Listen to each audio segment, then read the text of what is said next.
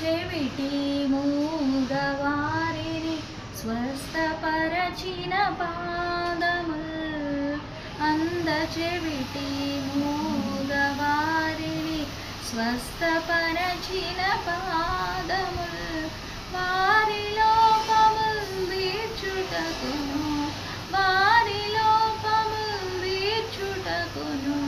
పరుగులెత్తిన పాదముల్ కోరుకొనుదేను నా యేసు పాదములు నా యేసు పాద విశేషము వర్ణనాతీతం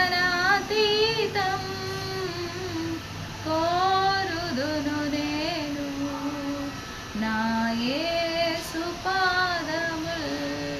ప్రైజ్ ది లార్డ్. ఇది చాలా పాత క్రైస్తవ పాట. ఇది ఎవరు రాశారో నాకు తెలియదండి. మీకు తెలిస్తే కనుక తప్పకుండా నాకు కామెంట్ చేయండి.